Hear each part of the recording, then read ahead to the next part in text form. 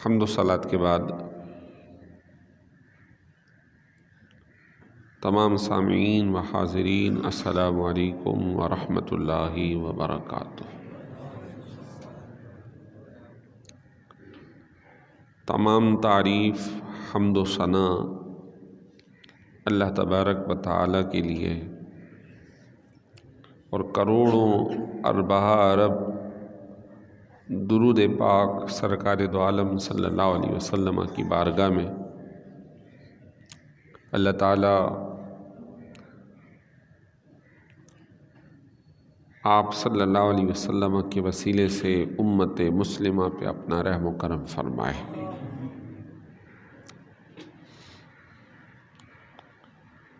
قرآن پاک ایک نسخہ ہدایت ہے، ایک قانون ہے، ایک آئین ہے، اور جب اسے صحیح نظر سے صحیح فکر سے پڑھا جائے سمجھا جائے تو گویا وہ دنیا اور آخرت کی کامیابی کا ذریعہ ہے۔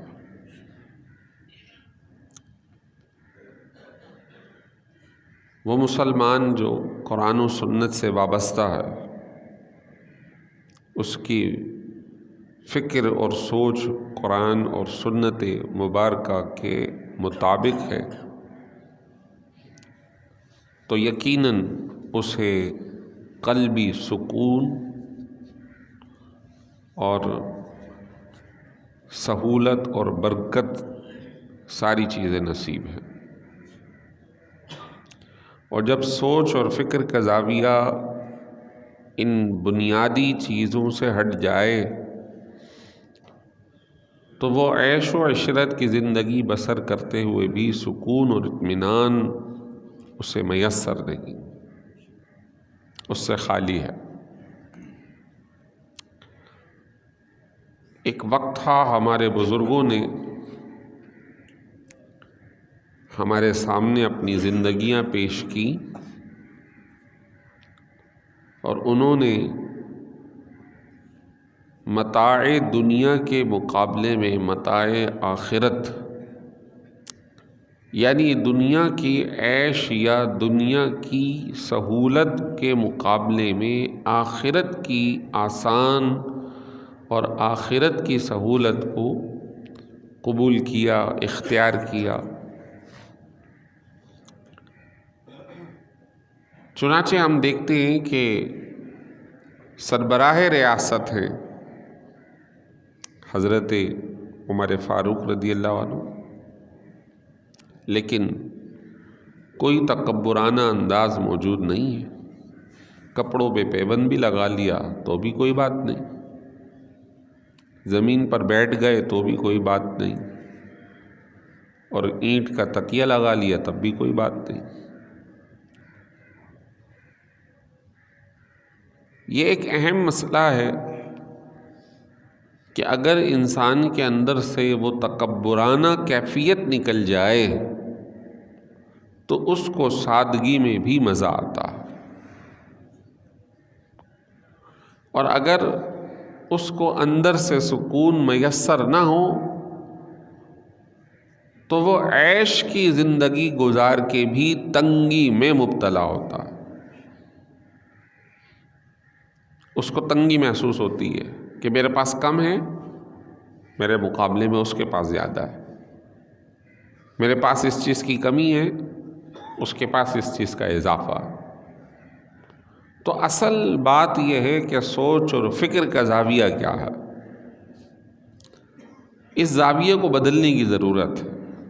صالحین امت اسی چیز کا درس دے گئے، قرآن و سنت میں اسی چیز کو بتایا گیا۔ فرمایا قل متاع الدنیا الا قلیل، اے حبیب فرما دیجئے دنیا کا جتنا بھی ساز و سامان تمہارے پاس آ جائے وہ قلیل ہی ہے، وہ کم ہی ہے، وہ عارضی ہی ہے۔ یہاں پہ آج کے اس زمانے کے اندر جس میں ہم رہ رہے ہیں، سوچ اور فکر بڑی تیزی سے تبدیل ہو گئی ہے، ہو رہی ہے، اور اس طرح کے حالات پیدا ہو رہے ہیں کہ ایک اسلامی سوچ اور فکر سے انسان کو خالی اور عاری کیا جا رہا ہے۔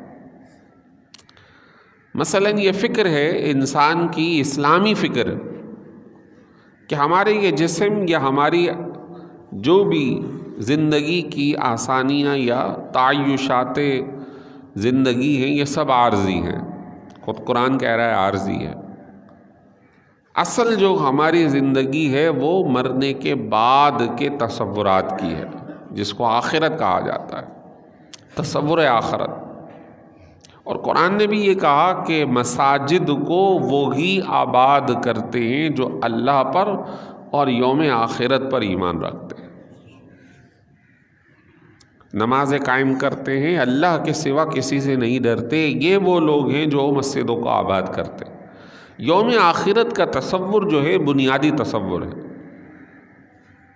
کہ ہمیں مرنے کے بعد ایک ایسی زندگی ملنے والی ہے جو کہ ہمیشہ چلے گی۔ قرآن نے اس کو مختلف انداز میں بھی پیش کیا، مختلف واقعات سے پیش کیا۔ حضرت عزیر علیہ السلام اللہ کے برگزیدہ نبی ہیں، یقین رکھتے ہیں، لیکن پھر بھی سوال ہوا کہ کس طرح؟ تو اللہ تعالیٰ نے حضرت عزیر علیہ السلام پہ نیند کا غلبہ عطا فرمایا۔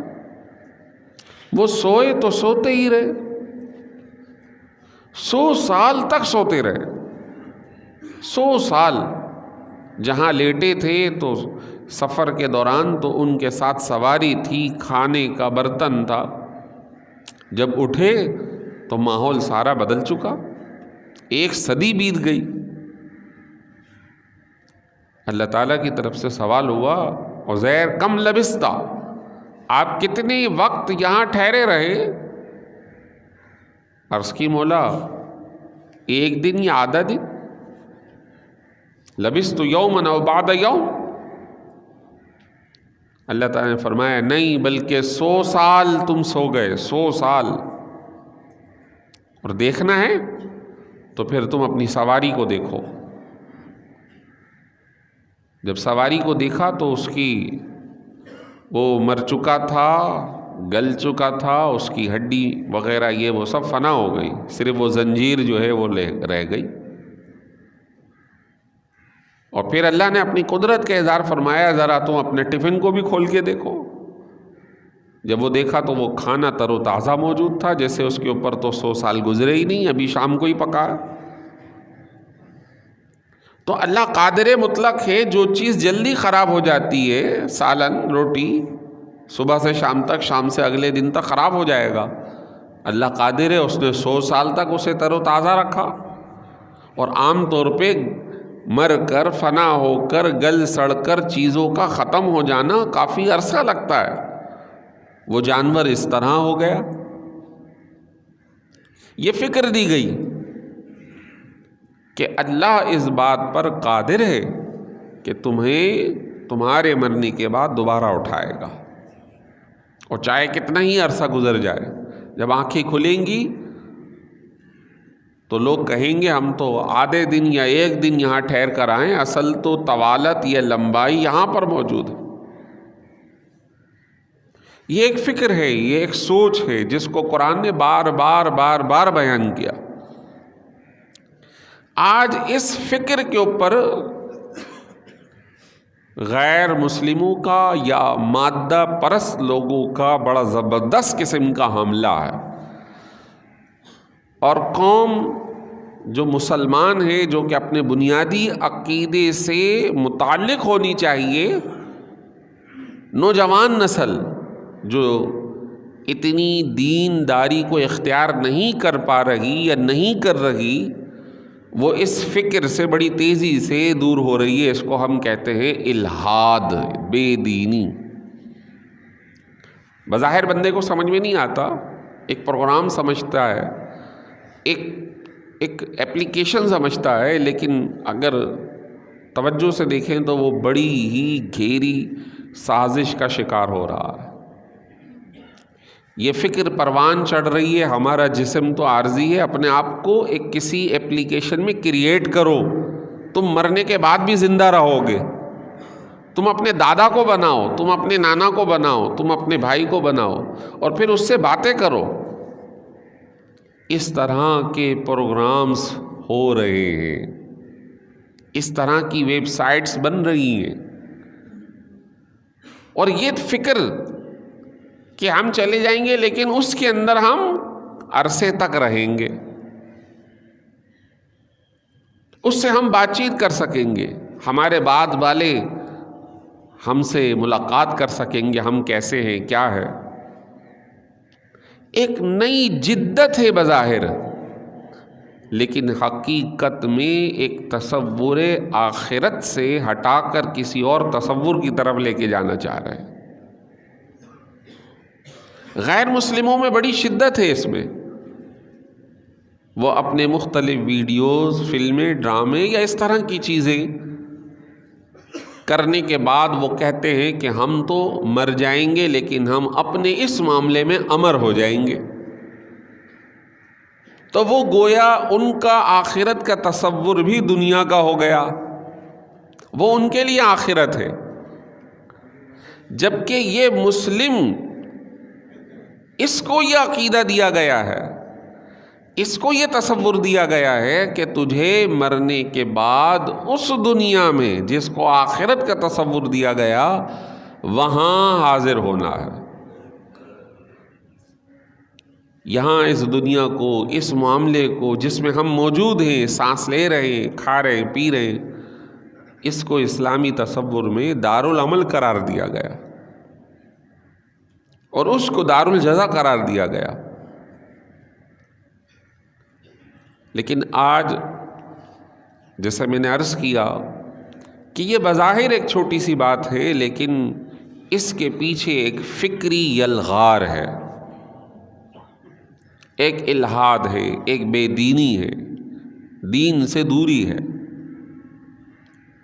وہ تصور جو غیر اسلامی ہے اسے قرآن نے مختلف انداز میں بیان کیا۔ قرآن میں مختلف جگہ پہ یہ الفاظ آئے ہیں: حکم الجاہلیہ، ظن الجاہلیہ، حمیت الجاہلیہ۔ جاہلیت سے مراد تھا زمانہ کفر، اور اسلام کا آنا وہ جاہلیت کے مقابلے میں علمیت کا زمانہ تھا، روشنی اور نور کا زمانہ تھا۔ اللہ نے ہمیں روشنی اور نور اور راستہ دکھایا کہ جس طرف یہ تصور جا رہا ہے، یہ لوگ جا رہے ہیں، وہ اندھیرے میں بھٹک رہے ہیں، اور جس طرف ہم تمہیں لے کے جا رہے ہیں یہ اصل روشن راستہ ہے جو تمہیں کامیابی کی طرف لے کر جا رہا ہے۔ آیت الکرسی پڑھیے تو رکوع جہاں ختم ہو رہا ہے تو فرمایا کیا وہ جو اندھیرے میں چل رہا ہے اور کیا وہ جو روشنی میں اپنے صحیح قدم اٹھا کر چل رہا ہے، کیا دونوں برابر ہیں؟ اندھیرے میں بھٹکنے والا منزل تک پہنچنا ممکن نہیں، اکثر اوندھا پڑ جائے گا، ٹھوکر لگے گی، گرے گا، منزل تک پہنچنا یقینی نہیں ہے۔ لیکن جو روشنی میں چلے اسے راستے کا تعین بھی رہتا ہے، ٹھوکر سے بچنا بھی اس کے لیے ممکن ہے اور منزل تک پہنچنا بھی اس کے لیے ممکن ہے۔ یہ قرآن پاک ہمارے لیے نور ہدایت ہے۔ آج اسی فکر اور یلغار کو آپ دیکھیں گے تو یورپ میں تو یہ سرایت کر گئی، لوگ اپنے مذہب سے دور ہو چکے۔ آج آپ یہ خبریں سن رہے ہیں، مسلسل آ رہی ہیں اخبار پہ، پرنٹ میڈیا پر، کہ ان کے چرچ یا عبادت گاہیں سنسان ہیں، بلکہ اب کوئی ان کو دیکھنے والا نہیں ہے۔ ٹرس اور ویرفل کی جگہ تھی، وہ برائے فروخت کے بورڈ اس کے اوپر لگا دیے گئے کہ بھئی جو بھی خریدنا چاہتا ہے اس کو خرید لے۔ اب کوئی ہاسپٹل خریدنے بنانے والا ویلفیئر کا کام وہ لے رہا ہے، کوئی مسلمان پہنچ گیا تو اس نے مسجد کے لیے پرچیز کر لیا۔ جو بھی ویلفیئر کا کام ہو سکتا ہے وہ لوگ اس کو پرچیز کر رہے ہیں، لیکن جو ان کی مذہبی عبادت گاہ ہے وہ ختم ہو رہی ہے۔ جو کل تک جرم تھا ان کا مذہب بھی انہیں منع کرتا تھا، آج اتنے تنزل کا شکار ہو گئے کہ اب ان کے مذہبی پیشوا بھی کہتے کوئی بات نہیں، آ جاؤ، بس جیسے تیسے تم آ جاؤ۔ کل جو اخبار میں خبر لگی کہ بڑا ایک ان کا پادری، اس نے کہا ہم جنس پرستی کوئی غلط بات نہیں، اگر کوئی اس میں مبتلا کوئی بات نہیں، اس کو چرچ میں آنے دیں گے ہم۔ پہلے وہ منع کرتے تھے، لیکن اب اخبار کے اندر جو بڑا پادری ہے وہ بھی کہتا ہے جیسے تیسے بھی آ رہے آنے دو۔ بتانا مقصود یہ ہے کہ یہ جو مادہ پرست یا دین سے بیزار جنریشن ہے یا نئی پود ہے، وہ دوسرے لوگوں کو بھی مذہب سے دور کرتے ہیں۔ اچھا، اب مذہب کیا؟ میں نے کہا کہ مذہب اسلام ایک نور ہے، اور اس نور کا اہم حصہ ہے قرآن۔ سرکار دو عالم صلی اللہ علیہ وسلم کے فرامین، ان کی سیرت، ان کا کردار، آج اسی کی ایک کڑی ہے کہ جو مختلف ممالک میں قرآن پاک کی بے حرمتی کے واقعات ہوئے، جس کے مقابلے میں تمام ہی عالم اسلام میں احتجاج ہو رہا ہے، ترکی میں، دیگر ممالک میں، ہمارے پاکستان میں لوگ آوازیں اٹھا رہے ہیں کہ ملکی سطح پر ان کی جو ہے مخالفت کی جائے۔ لیکن وہ وجہ کیا ہے کہ جس کی وجہ سے یہ کام ہو رہے ہیں؟ وہ وجہ ہے کہ ان کو ان کے مذہب سے دور کر دو، ان کو ان کے دین سے دور کرو، پھر یہ جو ہم جو بولیں گے وہ یہ کریں گے۔ اب ہمارے ساتھ بھی یہ معاملہ ہو گیا ہے کہ ہمارے اندر بھی جو حمیت اسلامی ہے، جو غیرت اسلامی ہے، وہ کمزور پڑ رہی ہے، وہ کمزور پڑ رہی ہے۔ اس کی دنیاوی مثال ہے کہ ایک غیرت یہ ہے کہ اگر کوئی بہن بیٹی کو دیکھے، کوئی غلط نگاہ ڈالے، تو یہ غیرت اس کو اتنا ابھارتی ہے کہ سامنے والے کو قتل کر دے۔ اور غیرت جب مر جائے تو یہ ہے کہ میں اس کی بہن، وہ میری بہن۔ یہ کام چل رہا ہے، اور یورپی ممالک میں یہ چیز عام ہے، آپ کسی کو روک نہیں سکتے، اور اب ہمارے علاقوں کے اندر بھی جاری ہے، اسکول، کالج، یونیورسٹی میں بھائی بہن کے لیے اور بہن بھائی کے لیے یہ راستے ہموار کر رہے ہیں۔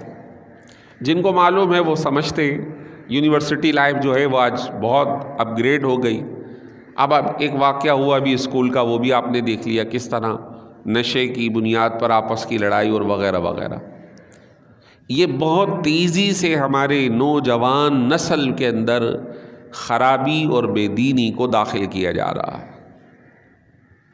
نہیں سمجھ پاتے بچے، خوب گیموں میں مبتلا ہیں، وہ پب جی گیم، کتنے لوگ اس کے متاثر ہوئے، لیکن اس کا ایک مذہبی حصہ بھی ہے کہ کچھ گیم ایسے رکھے گئے کہ جس کے اندر کھلاڑی جا کر کسی بت کے سامنے سجدہ ٹیکتا ہے تو اسے پاور ملتی ہے، پھر وہ آگے جا کے اگلے حصے میں اسٹیج پر داخل ہوتا ہے۔ اب یہ جو اس کو سجدہ ٹکا رہا ہے، تو اس کا کرنے والا کون ہے؟ وہ جو کھیل رہا ہے، کیونکہ وہ اس کے پیچھے موجود ہے۔ وہ اس بات کو صحیح سمجھ رہا ہے کہ یہ کام کرو گے تو اگلے اسٹیج پہ جاؤ گے۔ ان چیزوں کو یوں سمجھ جائیے کہ ہلکا لیا جا رہا ہے، اور یہ جو سوشل میڈیا یا اس طرح کی جو نئی اکوپمنٹ ہیں جہاں ہمیں فائدے بھی دے رہے ہیں، وہاں بہت ساری لادینیت کو بڑی تیزی سے ہمارے ذہنوں میں، ہماری نسلوں میں، ہمارے افراد میں، معاشرے میں داخل کر رہے ہیں۔ اس کو قرآن نے ظن الجاہلیہ کہا، غیر اسلامی فکر، غیر اسلامی فکر۔ اور یہ غیر اسلامی فکر جو ہے وہ انسان کو مذہب سے دور کر رہی ہے، وہ دین سے دور کر رہی ہے۔ یاد رکھیے کہ دین ہماری دنیا اور آخرت کی کامیابی کا ذریعہ ہے۔ یہ جو حکم الجاہلیہ کے قرآن پاک میں الفاظ آئے کہ لوگ جاہلیت یعنی غیر اسلامی حکم کو اختیار کرنے پر راضی ہو جائیں گے، جبکہ تمہاری کامیابی حکم اسلامی میں ہے۔ آج اس کی ایک چھوٹی سی مثال ہے کہ ہم جس ملک میں رہ رہے ہیں اوورآل ہم سب اس میں موجود ہیں، اور ہم میں سے اٹھ کر ہی 70 سال کے اندر 75 سال میں لوگ چنے جا رہے ہیں اور وہ منتخب ہو کے آ بھی رہے ہیں، لیکن فکر ایسی غالب کر دی گئی کہ دیکھو جب تک سود کھاؤ گے نہیں، کھلاؤ گے نہیں، اس وقت تک تم جی نہیں سکتے، کچھ بھی ہو جائے آپ کو تو وہاں جانا ہی پڑے گا، آپ تو ایسا کر کے ہی رہو گے، آپ تو یوں کر کے ہی رہو گے۔ ہم نے یعنی ہم ملکی سطح پر آپ سوچیں تو اوورآل قوم اس کے اندر مبتلا ہو گئی، اور اللہ کا جو حکم ہے، کہتے تو ہیں ہم مسلمان ہیں، اللہ کے حکم کے پابند ہیں، لیکن جب دنیا کا معاملہ آتا ہے تو پھر ہم غیر اسلامی حکم اپنے اوپر نافذ کرتے ہیں، غیر اسلامی حکم ہم اپنے اوپر نافذ کر رہے ہیں۔ ہم کہہ تو رہے ہیں مسلمان ہیں، ہمارے سر پر ٹوپی تو لگی ہے، داڑھی تو سجی ہے، لباس تو اسلامی ہے، لیکن جو دماغ میں وسوسہ چل رہا ہے وہ غیر اسلامی۔ کھڑے تو نماز میں ہیں، لیکن فکر ہماری کہیں اور لگی ہوئی ہے، ہم کہیں اور سوچ میں مبتلا ہیں، اور اسی کا ایک حصہ یہ قرآن پاک کی بے حرمتی کا بھی ہے کہ بھئی تم مذہب سے دور ہو جاؤ، لیکن دونوں طرف کی باتیں کہ کبھی اسلام سے برگشتہ کرنے کی کوشش کی جاتی ہے، لیکن اللہ تعالیٰ اور لوگوں کو جوڑ دیتا ہے۔ کبھی نبی کریم صلی اللہ علیہ وسلم کی شخصیت والا صفات سے دور کرنے کی کوشش کی جاتی ہے، امت اور جڑ جاتی ہے۔ لیکن دوسرا پہلو بھی ہے کہ ہمیں اس بارے میں غور و فکر کی ضرورت ہے، اس سوچ کو، اس فکر کو اپنے اندر داخل کرنے کی ضرورت ہے کہ آخر وہ کمی کہاں رہ گئی۔ تو وہ کمی یہ رہ گئی کہ ہم از خود دین سے دور ہو رہے ہیں، فکر اسلامی سے دور ہو رہے ہیں، فکر آخرت سے دور ہو رہے ہیں۔ اگر یہ فکر آخرت کا تصور پیدا ہو جائے تو یقیناً بہت ساری خرابیوں سے انسان خود بچ جائے۔ یہ فکر اگر ہر آن ہر لمحے قائم و دائم ہو کہ میں نے یہ کام نہیں کرنا ورنہ مجھے اس کا جواب دینا ہے، تو اس کو بہت ساری خرابیوں سے بچا لے۔ لیکن یہ فکر آخرت انتہائی کمزور ہو گیا ہے۔ ہو سکتا ہے کہ میری یہ تقریر بھی آپ پر بھاری محسوس ہو رہی ہو، پتہ نہیں مولوی صاحب آج تو لگے پڑے ہیں ایک ہی بات پر، لیکن یہ بات میں آپ سے عرض کر دوں کہ یہی ہے کہ قرآن پاک کو اگر اٹھائیں گے تو آپ کو 1/3 قرآن پاک فکر آخرت کا تصور دیتے ہوئے نظر آئے گا۔ آپ جتنی مکی صورتیں ہیں آپ اٹھا کر دیکھ لیجئے، وہ ساری فکر آخرت کا تصور دیتی ہوئی نظر آتی، جس کے بارے میں لوگ پتہ نہیں ایسا ہوگا یا نہیں ہوگا۔ عما یتساءلون عن النبأ العظیم، کس چیز کے بارے میں لوگ ایک دوسرے سے پوچھ رہے ہیں؟ بڑی خبر کے بارے میں۔ بڑی خبر ان قریب تم جان لوگے وہ کیا ہے۔ اس دن کیا ہوگا؟ دلوں کو ٹکڑے ٹکڑے کر دیا جائے گا، اس دن کوئی کسی کے کام نہیں آئے گا۔ اس دن لوگ صف در صف اللہ کی بارگاہ میں کھڑے ہوں گے، کسی کو بولنے کی مجال نہیں ہوگی۔ اگر ان انگلیوں میں زبان اور دانت لگا دیے جائیں تو بظاہر ایسا ہمیں فیل ہو نہیں رہا کہ ایسا ہو، لیکن اللہ تعالیٰ فرما رہا ہے کہ ہم ایک دن ایسا ہوگا تمہارے منہ پر مہر لگا کے اسے بند کر دیں گے، اور ہم سے تمہارے ہاتھ اور تمہارے پاؤں خود کہیں گے، تمہارے خلاف گواہی دیں گے۔ الیوم نختم علی افواہہم، آج ہم تمہارے منہ پہ مہر لگا دیں گے، پھر تمہارے ہاتھ اور تمہاری ٹانگیں گواہی دے رہی ہوں گی، تکلم کر رہی ہوں گی۔ تو اس چیز کو سمجھنے کی ضرورت ہے، اور اپنے ساتھیوں کو بھی، اپنے نوجوانوں کو بھی، اپنے بھائیوں کو بھی بتانے کی ضرورت ہے، اور اپنے آپ کو قرآن و سنت سے جوڑنے کی ضرورت ہے۔ آج رسمی طور پر ہم قرآن پڑھ رہے ہیں یا بلکہ پڑھ بھی نہیں رہے. آج اس موبائل نے ہم سے جہاں سب کچھ لے لیا وہاں قرآن کی تلاوت بھی لے لی، اس کا پڑھنا سمجھنا بھی لے لیا. تو کچھ نہ کچھ وقت نکال کر یقیناً یہ برکت کا باعث ہے، یہ اللہ تعالیٰ کی رضا کا باعث ہے. لوگ بزرگان دین تو پورے دن بھی قرآن پڑھا کرتے تھے، پوری رات قرآن کی تلاوت کیا کرتے. جب پڑھتے تو آنکھوں سے آنسو بہنا شروع ہو جاتے تھے. آج ہم سے وہ چیز دور ہو گئی ہے. صالحین امت ہمیں یہ درس دے گئے. کسی نیک صالح بندے کے پاس اٹھنا بیٹھنا ضرور رکھیں کہ اچھوں کی صحبت جو ہے انسان کو اچھا بنا دیتی ہے اور بروں کی صحبت انسان کو برا بنا دیتی ہے. اور یہ جو سوشل میڈیا کا یا موبائل کا جو زمانہ ہے، میں سمجھتا ہوں کہ اس کا فائدہ کم اور نقصان زیادہ ہے. آٹے میں نمک ہے. خصوصاً ہماری کمیونٹی اس سے کوئی فائدہ اتنا نہیں اٹھا رہی جتنا کہ اس کا نقصان اٹھا رہی ہے.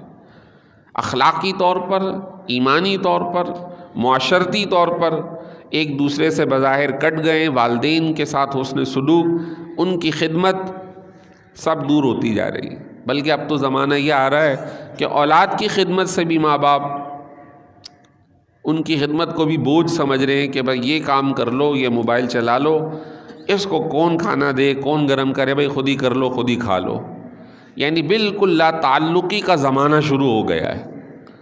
الامان والحفیظ. اور یہ ایک بہت بڑا حملہ ہے اسلامی معاشرے پر، جبکہ اسلام ہمیں بالکل دوسری بات سکھاتا ہے. اسلامی اقدار سکھاتا ہے، حسن اخلاق سکھاتا ہے، ایک دوسرے کے ساتھ تعاون کا درس دیتا ہے. وہ تو اپنوں کی کیا بلکہ پڑوسی جو اجنبی ہیں، سرکار فرما رہے ہیں صلی اللہ علیہ وسلم، میرے پاس جبرائیل اتنی مرتبہ آئے وصیت کرنے کے لیے، نصیحت کرنے کے لیے پڑوسی کے بارے میں، ان کا خیال کیا جائے کہ مجھے یہ اب خیال ہونے لگا شاید اب اللہ تعالیٰ یہ حکم اتارنے والا ہے کہ تم جب مر جاؤ تو تمہاری جائیداد میں تمہارے پڑوسیوں کا بھی حصہ ہوگا. اتنا پڑوسیوں کا خیال، سگوں کا خیال تو بہت زیادہ. اب ہم سگوں سے دور ہو گئے، پڑوسی تو مرے جیے، اس سے ہمیں کیا فرق پڑتا. یہ ایک بہت بڑے اسلامی معاشرے اور غیر اسلامی معاشرے کا فرق ہے. اور یہ ایک حملہ مادہ پرست لوگوں کا، بے دینوں کا اسلامی معاشرے پر ہے. اللہ تعالی ہمیں صحیح فکر، صحیح سوچ اور اسلام کے بتائے ہوئے فارمولے کے مطابق زندگی گزارنے کی توفیق عطا فرمائے. وآخر دعوانا الحمد للہ رب العالمین.